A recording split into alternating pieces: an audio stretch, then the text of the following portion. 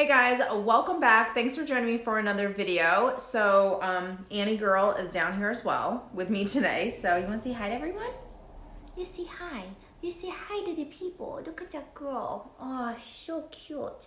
She is a mini Australian Shepherd, in case any of you guys want to know. So she is our little puppy who is about 4 months old now. So she is a COVID quarantine puppy. Yay!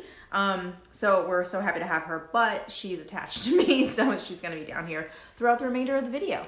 Now, if you guys are new to my channel, my name is Stephanie. I'm a life and relationship coach. If you are a subscriber, welcome back. Thanks for joining me for another video. If you have not subscribed, click that subscribe button down below. Each week I post videos ranging from like a ton of different topics, whether it's like relationships, narcissistic abuse, emotional abuse.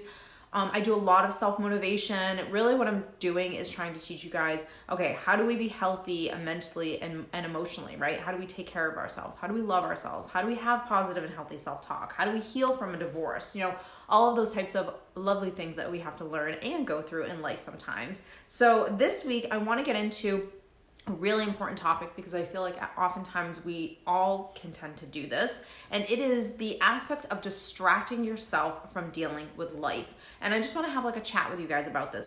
One of the things with distracting ourselves is, look, when we're going through some stuff, we don't want to deal with it. Like, we don't want to have to cry. We don't want to feel like crap. We don't want to, you know, feel lonely or upset or scared or any of those kind of things. And something that really helped me was when I really learned that everything I was thinking was, number one, it was normal, and number two, it was just a thought.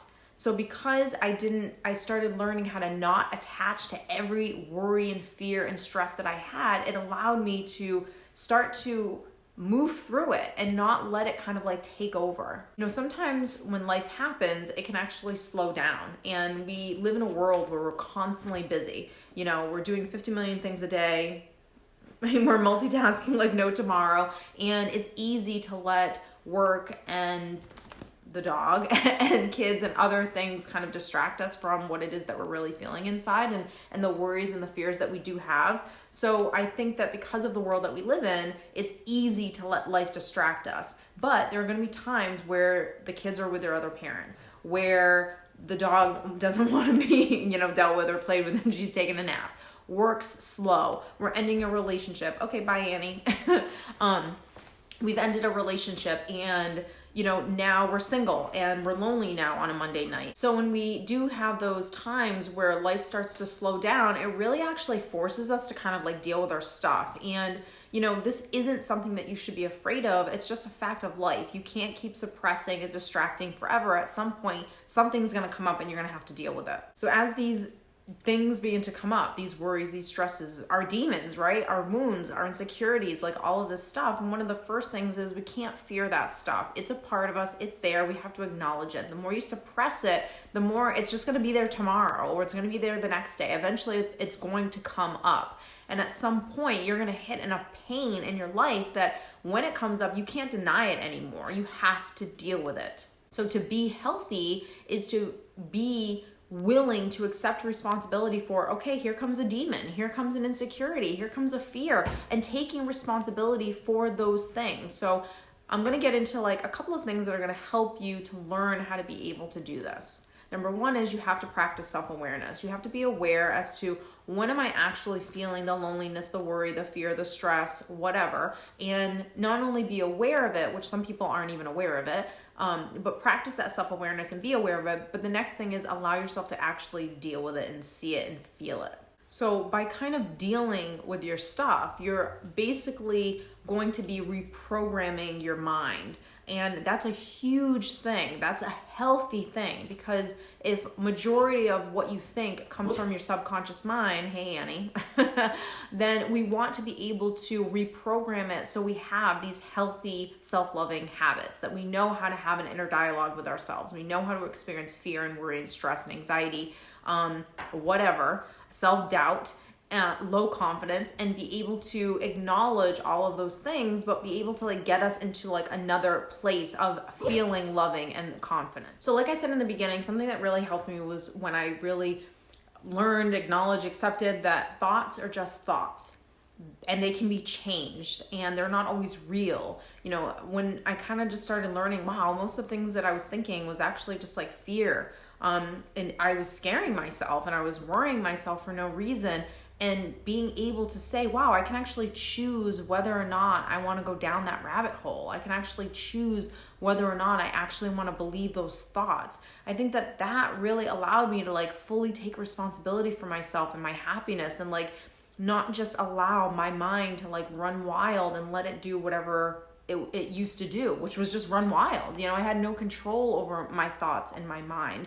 I wasn't aware of what I was doing. And so being able to practice that like self-awareness, I think, is really huge. But then being able to like be self-empowered to say, wow, that thought actually isn't real. It's just fear. And I'm not scared of the fact that I went there and I thought those thoughts, but I get to choose actually what I want to believe. And do I really actually believe that? And I think a lot of times when I coach people and they say something to me that's, whether it's an assumption, a limiting belief, a negative statement, or fear is coming out of them, I always say to them, do you really think that? Do you really believe that? Like way deep down. And oftentimes, 9 times out of 10, honestly, they say no. Because what happens is you've exposed the fear. You start breaking down these fears that you have and you realize, wow, that's actually not something to be afraid of. And it's just my mind telling me I should be afraid. It's my mind taking over and creating a story that then keeps me feeling scared and feeling nervous or feeling anxious or feeling lonely or whatever. So I think it's important to acknowledge these things, because these are the things that really keep you trapped. They keep you kind of in the same mindset over and over again, and you never really feel good because you don't realize that you actually have control over how you feel. One of the healthiest things that you can ever do for yourself is say, you know what? I'm going to start owning all of it. Like whatever comes up throughout the day, as much as I possibly can, because we can't do it all day, every day, because we have jobs and lives, and life does distract us at times. But I think that when you can really say, okay, what are the predominant things that I'm thinking right now, or the predominant worries that I have right now, and let me deal with those, because those are demons. Those are the things that you got to deal with, because those are at the forefront. Those are like the biggies that are way up top right now for you. Is it fear of COVID? Is it fear of, starting a new relationship? Is it fear of making money? Is it fear of starting a new business? Is it fear of being alone? Like, what is the predominant fear in your mind that's going on right now for you?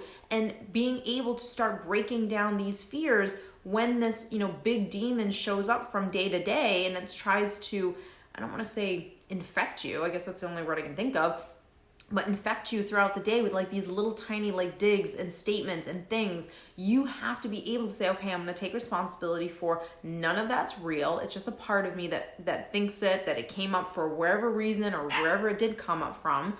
But I'm going to now choose, do I want to believe that?